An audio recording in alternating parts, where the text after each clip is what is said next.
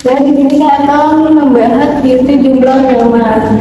Nah, misalkan kita punya grafik contoh ini, misalnya Y sama dengan FF, dan kita ingin mencari luas daerah dari bawah kurva dari titik A sampai ke titik B. Nah, masalahnya karena bentuknya ini adalah melengkung, kita tidak bisa langsung menghitung luasnya. Maka untuk mengatasi hal ini digunakan metode jumlah Riemann, yaitu dengan cara membagi daerah tersebut menjadi bagian terkecil. Nah, setiap bagian terkecil ini kita bentuk menjadi sebuah persegi panjang.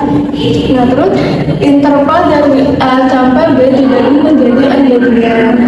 Nah, lebar tiap bagian disebut dengan data X yang didapat dari panjang interval dibagi dengan jumlah bagiannya.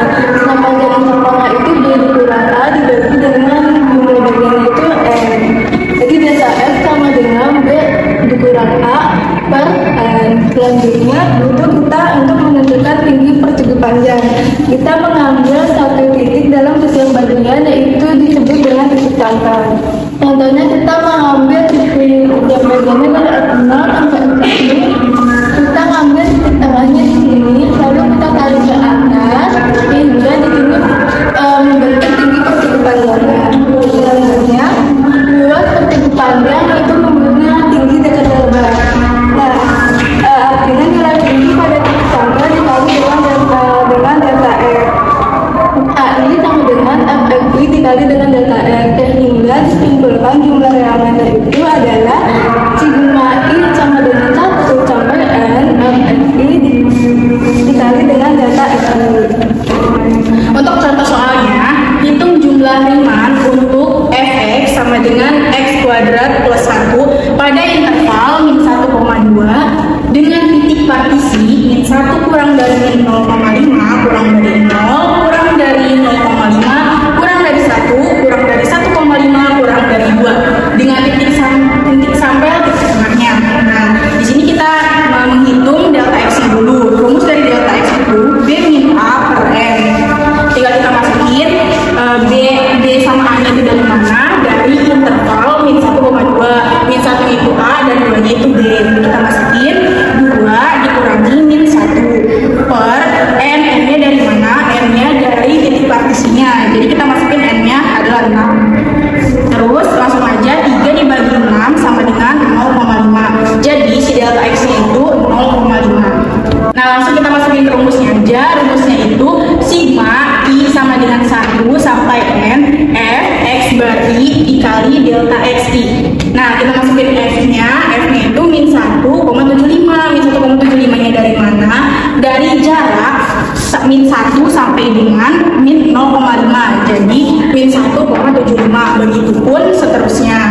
Jarak dari min 0,5 sampai 0,5, jarak min 0,5 sampai dengan 1 dan seterusnya.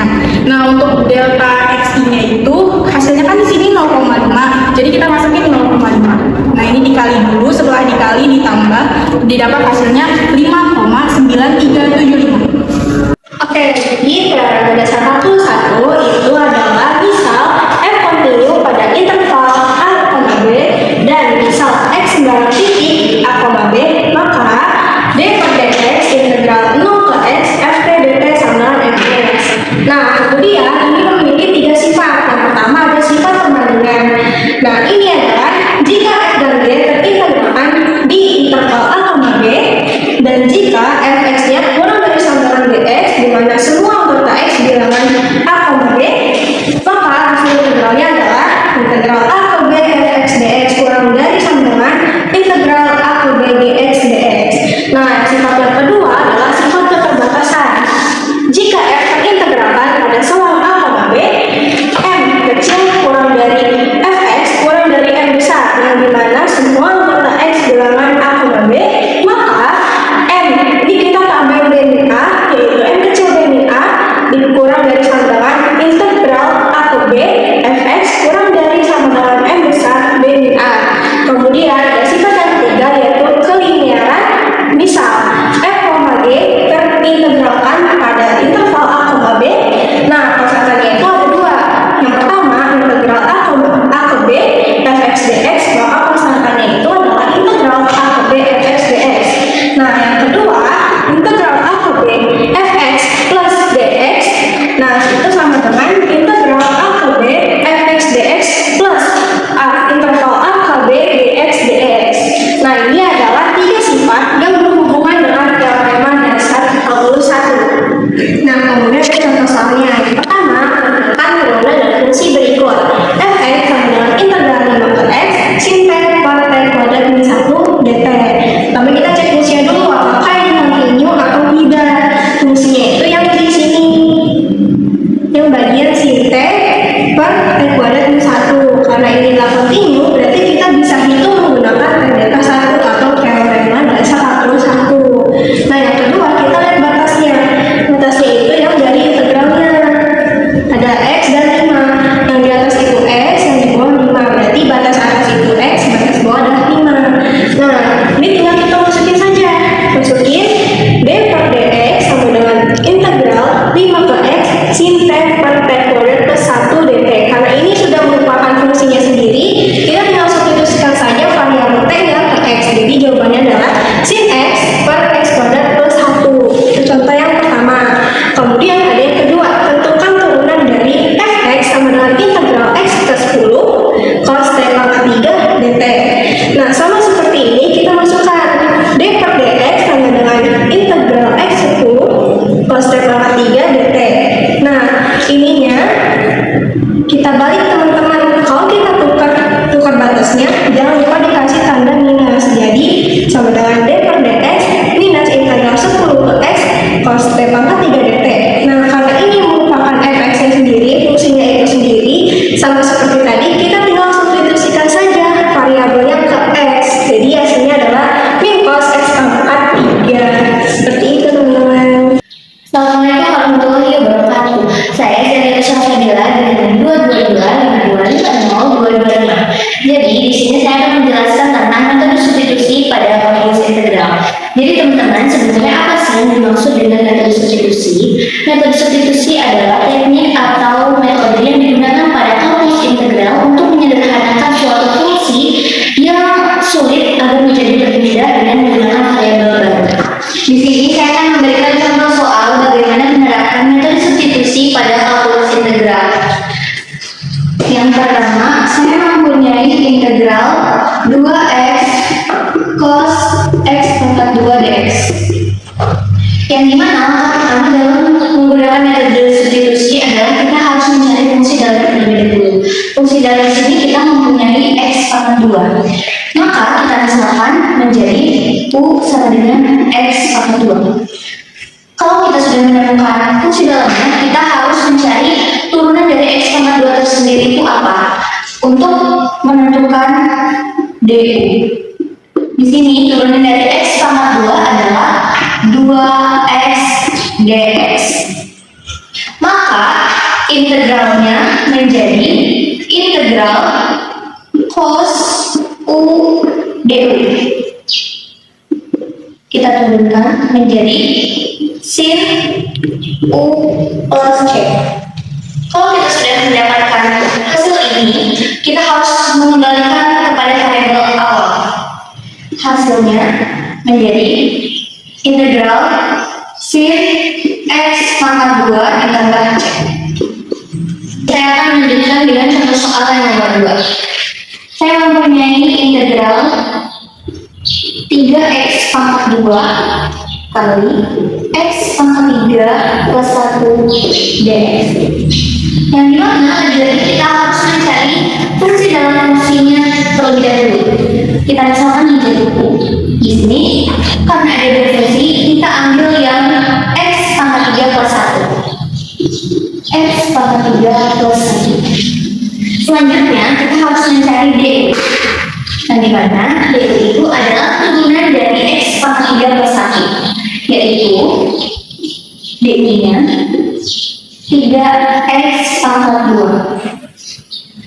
Di sini yang spesialnya adalah fungsi tersebut sama-sama 3x pangkat 2, di sini pun 3x pangkat 2, teman-teman. Jadi kita bisa langsung mengganti sehingga integralnya menjadi integral u pangkat 5 du. Yang dimana integral u pangkat 5 itu sendiri ini menjadi integral Integral U pangkat 5 sama dengan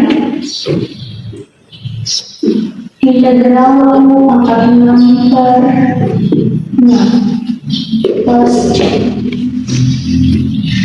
Dari mana kita mendapatkan 6? Dari rumus yang telah kita ketahui bahwa N pangkat R plus 1 dibagi R plus 1 ditambah C. Maka kita kembalikan kepada variabel awal, yaitu integral X pangkat 3 plus 1 pangkat 6 dibagi 6 ditambah C. Jadi metode substitusi ini sangat membantu menyelesaikan integral kompleks dengan cara membuatnya lebih sederhana dan juga mudah dipahami. Halo semuanya, perkenalkan nama saya Nalis Fitria. Di sini saya akan menjelaskan teori dasar kalkulus 1 dalam permasalahan praktis. Biasanya kita tahu ini belajar turunan dan integral itu kan secara teori ya, tapi sebenarnya konsep ini tuh sangat berguna loh dalam kehidupan kita sehari-hari. Contohnya kayak seperti fisika, ekonomi, bahkan kehidupan kita sehari-hari. Nah, aku kan punya beberapa contoh, tapi sebelum ke contoh, kita pahami dulu konsep dasarnya, bahwa teori dasar kalkulus 1 ini menyatakan jika kita mengintegralkan turunan suatu fungsi, maka hasilnya adalah perubahan total dari fungsi tersebut. Di sini langsung aja ke contohnya. Di sini aku punya contoh yaitu gerak atau fisika, di mana contohnya itu diketahui pi T sama dengan 2T dan ditanyakannya itu jarak dari T sama dengan 0 sampai T sama dengan 5. Penyelesaiannya itu adalah S sama dengan integral dari 0 sampai 5 pi T per dt sama dengan integral 0 sampai 5. Kan ini pi-nya itu kan tadi 2 ya. Jadi kita turunin nih. Jadi si pi-nya itu adalah 2. Jadi di sini ditulisnya integral 0 sampai 5 dikali dt per dt. Lanjut, jadi hasilnya T kuadrat dari 0 sampai 5. Nah, 5 kuadrat dikurangi 0 kuadrat jadinya 25. Jadi kesimpulannya itu dari jarak dari T sama dengan 0 sampai T sama dengan 5 itu adalah 25.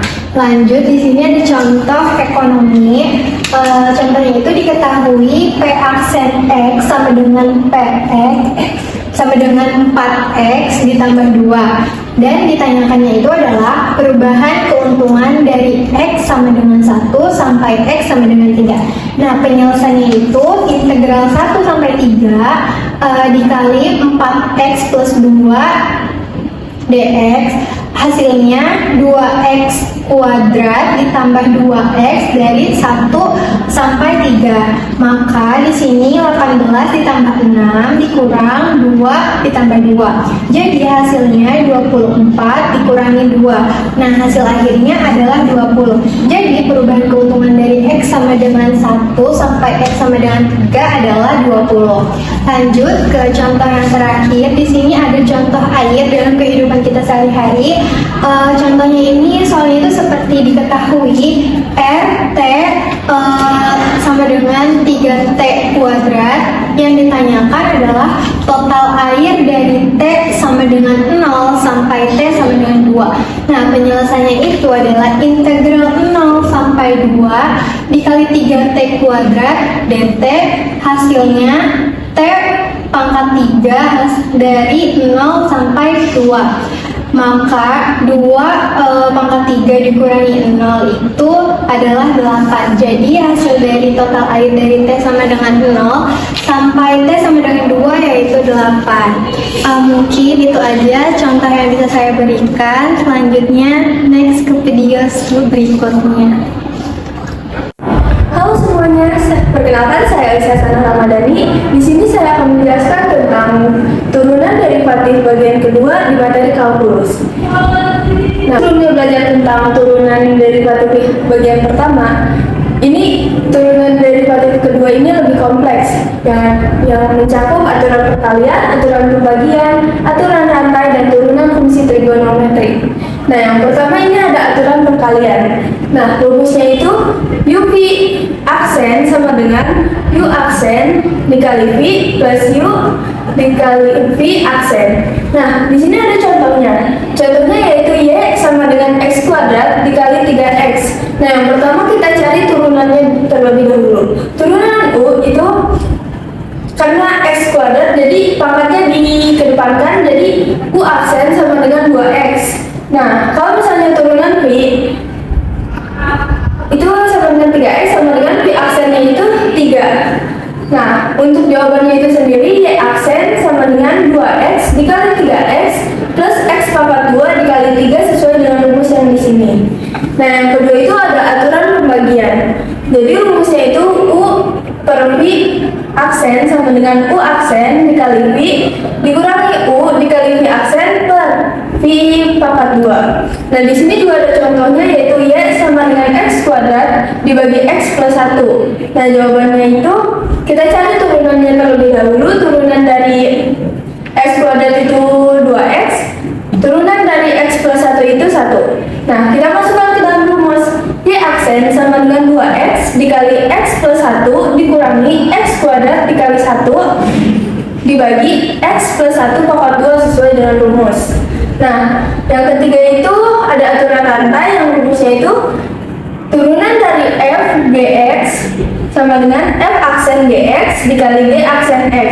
Nah, contohnya itu Y sama dengan 2X plus 1 pangkat 3. Nah, di sini ada luarnya itu pangkat 3.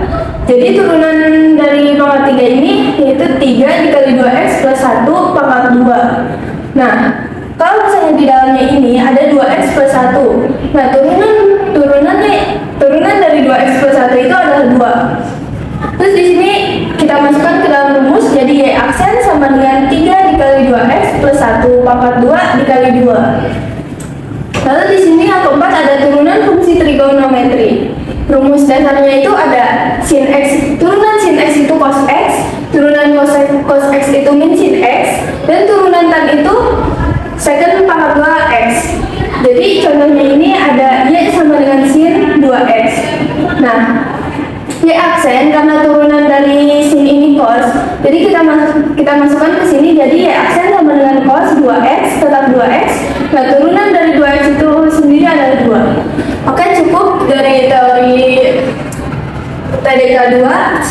Halo, selanjutnya di sini dengan saya Rahma Alia dengan NIM 2225250103. Halo teman-teman, di sini saya berkesempatan untuk membahas tentang teorema dasar kalkulus 2. Nah, sebelumnya apa sih teorema dasar kalkulus itu? Dalam matematika dan khususnya kalkulus, kita mengenal dua konsep penting, yaitu integral dan turunan. Nah, banyak yang menganggap bahwa keduanya itu saling berbeda, padahal sebenarnya saling memiliki hubungan yang erat, yang dimana hubungannya itu adalah dijelaskan dalam teorema dasar kalkulus yang terdiri dari dua bagian. Yang pertama, teorema dasar kalkulus bagian 1, dan yang kedua, teorema dasar kalkulus bagian 2.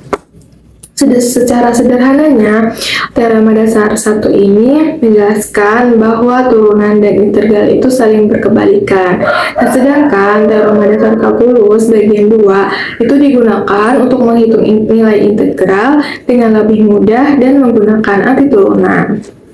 Nah, pada video kali ini saya akan menjelaskan bagaimana rumusnya serta bagaimana contoh dari teorema dasar kalkulus bagian 2 agar lebih mudah dipahami dan bisa diterapkan dalam penyelesaian masalah. Nah, di sini saya akan menjelaskan contoh dari teorema dasar bagian 2, yang dimana teorema dasar bagian 2 ini mempunyai rumus utama, yaitu integral fx dx sama dengan f dikali b dikurangi f dikali a. Nah, untuk contoh soalnya, yang pertama, saya ambil integral dari 2x, batas bawahnya 1 dan batas bawahnya 3. Nah, cara penyelesaiannya, yang pertama kita cari arti turunannya dari 2x ini. Nah, dari turunan 2x ini adalah x kuadrat kan. Maka kita tulis di sini dan terus selanjutnya kita tulis taruh batas bawah dan batas atasnya, yaitu 1 dan 3, dari 1 dan 3. Nah, langkah selanjutnya kita masukkan batas atas dan bawahnya, nilai batas atas dan bawahnya. Nilai batas atasnya itu kan 3, nah jadi 3 pangkat 2 yaitu 9. Nah untuk batas bawahnya yaitu 1 pangkat 2 yaitu 1. Nah maka hasilnya 9 dikurangi 1 adalah 8. Kenapa? Karena tadi kita balik lagi ke rumusnya, yaitu F dikali B dikurangi F dikali A. Maka 9 dikurangi 1 yaitu 8. Nah maka dihasilkan total atau luas dari fungsi tersebut adalah 8.